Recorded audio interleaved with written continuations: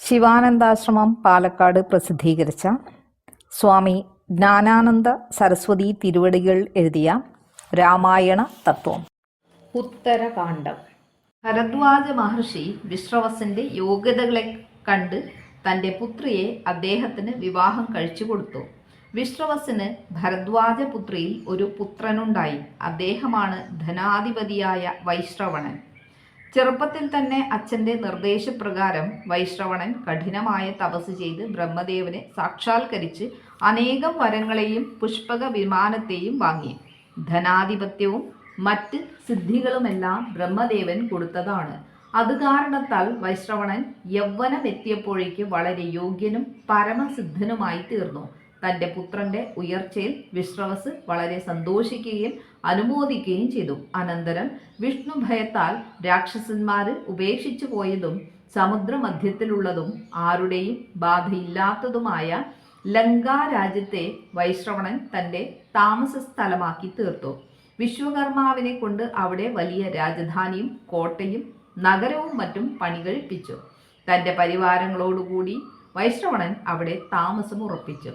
അക്കാലത്തിലൊരിക്കൽ രാക്ഷസ പ്രമാണിയായ സുമാലി തൻ്റെ മന്ത്രിമാരാകുന്ന പ്രഹസ്താദികളോടും പുത്രിയായ കൈകസിയോടും കൂടി പാതാളത്തിൽ നിന്ന് ഭൂമിയിൽ വന്ന് ചുറ്റി നടന്നു. അപ്പോഴാണ് ലങ്കയുടെ പുതിയ രൂപത്തെയും വൈശ്രവണനെയും മറ്റും കണ്ടത്. സുമാലിക്ക് അത്ഭുതത്തെക്കാൾ അധികം അസൂയയാണ് ഉണ്ടായത്. ഇതുപോലുള്ള പ്രൗഢിയും ലങ്കയുടെ ആധിപത്യവും മറ്റ് രാക്ഷസന്മാർക്കല്ലേ വേണ്ടത്? അത് സാധിച്ചില്ലല്ലോ എന്നോർത്ത് ആ രാക്ഷസ വീരൻ വ്യസനിക്കുകയും ചെയ്തു. തങ്ങളുടെ രാജാവിൻ്റെ പരിതാപം കൊണ്ട് പ്രഹസ്താദി മന്ത്രിമാർ അതിനൊരു യുക്തി പറഞ്ഞു കൊടുത്തു. കേട്ടപ്പോൾ അത് ശരിയാണെന്നും ഒരുപക്ഷെ തൻ്റെ ആഗ്രഹം സഫലമായേക്കാമെന്നും സുമാലിക്കും തോന്നി. അതിനാൽ മന്ത്രിമാരുടെ നിർദ്ദേശപ്രകാരം പ്രവർത്തിക്കാൻ തൻ്റെ പുത്രിയായ കൈകസിയെ വിട്ടു. യൗവനയുക്തയായ ആ രാക്ഷസ കന്യക വിശ്രവസ് മഹർഷിയുടെ അടുക്കൽ വന്ന് പുത്രഭിക്ഷയെ യാചിച്ചു. അദ്ദേഹം അവളെയും പത്നിയായി അംഗീകരിച്ചു. കാലം കൊണ്ട് കൈകസിൽ വിശ്രവസിന് 3 പുത്രന്മാരുണ്ടായി. അവരാണ് പ്രസിദ്ധന്മാരായ രാവണ, കുംഭകർണ, വിഭീഷണന്മാർ. അവരെയും ചെറുപ്പത്തിൽ വിശ്രവസ് മഹർഷി വേദശാസ്ത്രങ്ങളൊക്കെ പഠിപ്പിച്ചു. അക്കാലത്തിലൊരിക്കൽ പ്രതാപശാലിയായ വൈശ്രവണൻ തൻ്റെ പരിവാരങ്ങളോടുകൂടി അച്ഛനെ കാണാൻ ആശ്രമത്തിൽ വന്നു.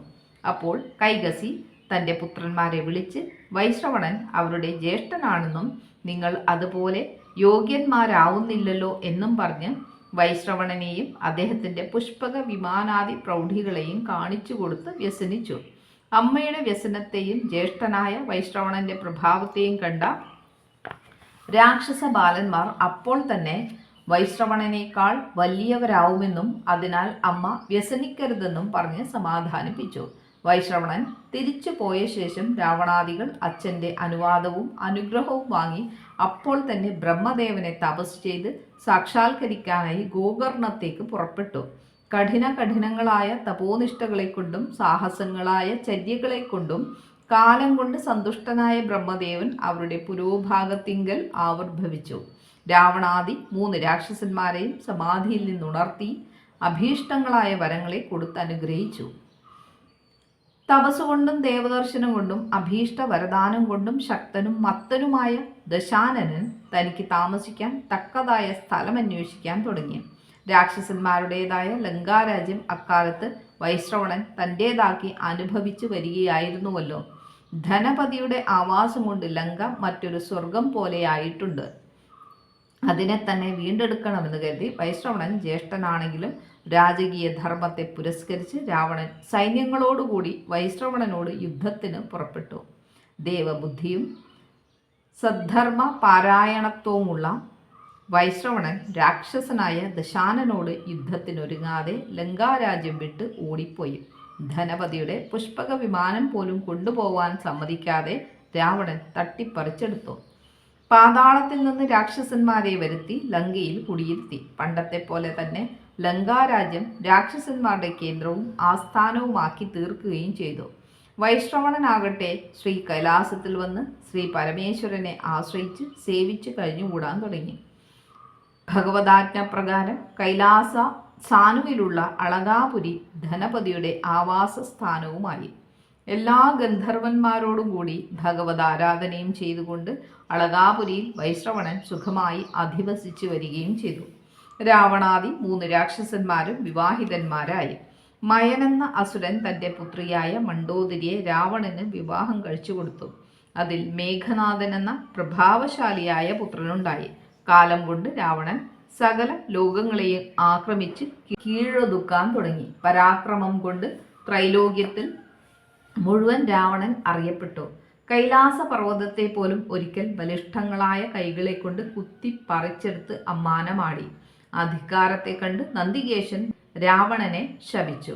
അങ്ങനെ പലയിടത്തു നിന്നും പല തരത്തിലുള്ള ശാപങ്ങൾ രാവണന്റെ തലയിൽ പതിക്കാൻ ഇടയായി. ഒരിക്കൽ ദേവചക്രവർത്തിയായ ഇന്ദ്രൻ രാവണനെ പിടിച്ച് ബന്ധിച്ചു. വിവരമറിഞ്ഞ മേഘനാഥൻ വേഗത്തിൽ വന്ന് പിതാവിനെ ബന്ധത്തിൽ നിന്ന് മോചിപ്പിച്ചു. അനന്തരം ദേവന്മാരെ യുദ്ധം ചെയ്ത് തോൽപ്പിച്ച് ഇന്ദ്രനെ പിടിച്ചുകെട്ടി ലങ്കയിൽ കൊണ്ടുവന്ന് കാരാഗ്രഹത്തിലിട്ടു. രാവണന്റെയും കൂട്ടുകാരുടെയും നീചങ്ങളും അധർമ്മപരങ്ങളുമായ പ്രവർത്തികളെ കേട്ടുമടുത്ത വൈശ്രവണൻ ഒരു ദൂതൻ മുഖേന അധർമ്മം ചെയ്യരുതെന്ന് അനുജനായ രാവണനോട് ഉപദേശിച്ചു. അതൊന്നും രാവണന്റെ ചെവിയിൽ പോയില്ല. പിന്നീട് ബ്രഹ്മദേവൻ ഇന്ദ്രനെ മോചിപ്പിച്ചു.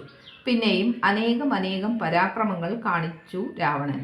ഇതാണ് അഗസ്ത്യ മഹർഷി പറഞ്ഞ കഥകളിൽ ഒന്നിൻ്റെ ചുരുങ്ങിയ രൂപം. പിന്നീട് ബാലി സുഗ്രീവന്മാരുടെ ഉൽപ്പത്തിയെയാണ് രണ്ടാമത്തെ കഥ കൊണ്ട് പറയുന്നത്. അതിനെയും ഇവിടെ ചുരുക്കി പകർത്താൻ ശ്രമിക്കാം. സ്വർണമയമായ സുമേരു പർവ്വതത്തിൻ്റെ മണിമയമായ മധ്യ കൊടുമുടിയിൽ 100 യോജന വിസ്താരമുള്ള ബ്രഹ്മസഭാ മണ്ഡപം വർത്തിക്കുന്നു.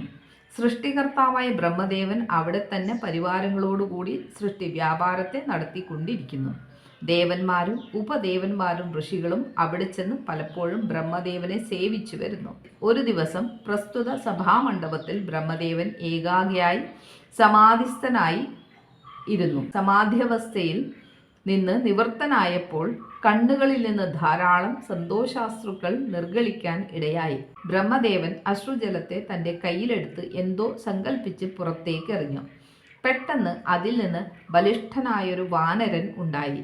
ആ വാനരനോട് ബ്രഹ്മദേവൻ കുറച്ചു ദിവസം അവിടെ തൻ്റെ സമീപത്ത് തന്നെ താമസിക്കാൻ ആജ്ഞാപിച്ചു. അതുപ്രകാരം താമസിച്ചു വരികയും ചെയ്തു. അങ്ങനെയിരിക്കെ ഒരു ദിവസം പ്രസ്തുത വാനരൻ ആഹാര പദാർത്ഥം അന്വേഷിച്ച് കാട്ടിൽ കൂടെ നടക്കുമ്പോൾ വളരെ വിശേഷപ്പെട്ട ഒരു തടാകം കണ്ടു. അതിൻ്റെ കരയ്ക്ക് ചെന്നപ്പോൾ സ്ഫടിക സമാനമായ ജലത്തിൽ വാനരൻ്റെ സ്വരൂപം പ്രതിബിംബിച്ച് കാണപ്പെട്ടു. തൻ്റെ പ്രതിബിംബത്തെ ജലത്തിൽ കണ്ട വാനരൻ അത് മറ്റൊരു വാനരൻ ആയിരിക്കുമെന്ന് തെറ്റിദ്ധരിച്ച് കുളത്തിലേക്ക് ചാടി. വെള്ളം ഇളകിയതോടെ പ്രതിച്ഛായ കാണാതാവുകയും ചെയ്തു. വാനരൻ്റെ ഭ്രാന്തി നീങ്ങി കരയ്ക്ക് കയറി. വെള്ളത്തിൽ നിന്ന് കരയ്ക്ക് കയറിയപ്പോൾ വാനരാകാരം പോയി ഒരു സുന്ദരി സ്ത്രീയായി മാറി.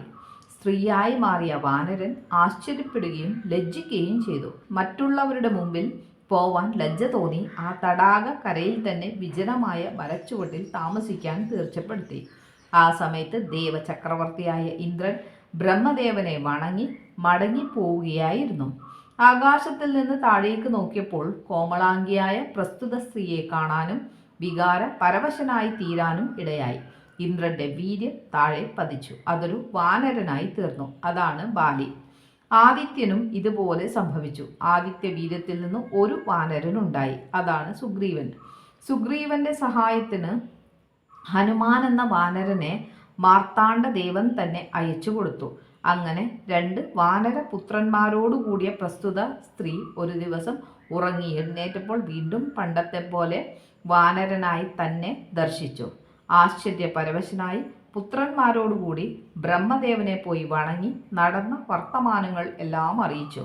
ബ്രഹ്മദേവൻ അപ്പോൾ തന്നെ ഒരു ദൂതനെ വിളിച്ച് വാനരന്മാരെ കിഷ്കിന്ധ എന്ന സ്ഥലത്ത് കൊണ്ടുപോയി ബാലിയെ വാനര രാജാവാക്കി അഭിഷേകം ചെയ്യാൻ നിർദ്ദേശിച്ചു. ബ്രഹ്മദൂതൻ ഭഗവാന്റെ നിർദ്ദേശപ്രകാരം എല്ലാം ചെയ്തു. അന്നു മുതൽ കിഷ്കിന്ധ വാനരന്മാരുടെ സ്ഥാനമായി തീർന്നു. ഇതാണ് ബാലി സുഗ്രീവന്മാരുടെ ഉൽപ്പത്തിയുടെ ചുരുക്കം. ഒരിക്കൽ രാവണൻ സനൽകുമാര മഹർഷിയെ കാണാൻ ഇടയായി. അദ്ദേഹവുമായി തത്വവിഷയങ്ങളെ സംബന്ധിച്ച് പലതും സംസാരിക്കാൻ ഇടയായി തീർന്നു. ഈശ്വരന്റെ സഗുണ നിർഗുണങ്ങളായ ഭാവങ്ങളെയും ജീവന്റെ സംസാരഗതിയുടെ സ്വഭാവത്തെയും സനൽകുമാര മഹർഷി രാവണന് പറഞ്ഞുകൊടുത്തു. അനന്തരം ജീവന്റെ മരണാനന്തര ഗതിയെക്കുറിച്ച് രാവണൻ പലതും ചോദിച്ചു. അതിനും ഋഷിവര്യൻ തക്ക മറുപടി പറഞ്ഞു കൊടുത്തു. അതിൽ നിന്ന് ഈശ്വരന്റെ കൈകൊണ്ട് മരിക്കുന്ന ജീവി പിന്നീട് സംസാരത്തിൽ ജനിക്കാൻ ഇടയാവില്ലെന്ന് രാവണന് മനസ്സിലായി. ത്രേതായുഗത്തിൽ ഭഗവാൻ ശ്രീനാരായണൻ ദശരഥപുത്രനായി ശ്രീരാമചന്ദ്രനായി അവതരിക്കുമെന്നും ധരിക്കാൻ കഴിഞ്ഞു. ഭക്തി ശ്രദ്ധയോടെ ഭഗവാനെ സേവിക്കാൻ ഉപദേശിച്ച് ഋഷി പോയ ശേഷം രാവണൻ ഭഗവാനെ ശത്രുഭാവത്തിൽ ഉപാസിക്കാൻ തീർച്ചപ്പെടുത്തി. ഭക്തിയോടുകൂടി സേവിച്ച് ഭഗവാനെ സന്തോഷിപ്പിക്കാൻ വളരെ വിഷമം. അഥവാ അങ്ങനെ സാധിച്ചാൽ കൂടിയും ഭഗവാന്റെ കൈകൊണ്ട് മരിക്കാൻ സാധിക്കില്ല. ഭക്തനെ കൊല്ലാനും വയ്യല്ലോ. അതിനാൽ ഭഗവാന്റെ ശത്രുവായി തീരലാണ് നല്ലത്. ഉപദ്രവങ്ങൾ സഹിക്കാൻ കഴിയാതാവുമ്പോൾ ഭഗവാൻ വന്ന് കൊന്നോളും എന്നായിരുന്നു രാവണന്റെ ന്യായം. അതാണ് രാവണൻ ഭഗവാൻ ശ്രീരാമചന്ദ്രന് വിരുദ്ധഭാവത്തിൽ നിൽക്കാനും അനിഷ്ടങ്ങളായ കാര്യങ്ങളെ ചെയ്ത് അവിടുത്തെ ശത്രുതയെ വരിക്കാനും കാരണം എന്നിങ്ങനെ രസകരങ്ങളായ കഥകളെ കേൾപ്പിച്ച് അഗസ്ത്യാദി ഋഷികൾ ഭഗവാനെ സ്തുതിച്ച് അവിടുത്തെ ആശീർവാദവും വാങ്ങിപ്പോയി. ധർമ്മനിഷ്ഠമായ ഭരണപാടവം കൊണ്ട് സർവ ജീവരാശികളെയും ആനന്ദിപ്പിച്ചുകൊണ്ട് ഭഗവാൻ ലക്ഷ്മണാദി ഭ്രാതാക്കളോടും ഹനുമതാദി ഭക്തന്മാരോടും സുമന്ത്രാദി മന്ത്രി മുഖ്യന്മാരോടും കൂടി അയോധ്യയിൽ സ്വർഗസമാനം സുഖിച്ചു വന്നു.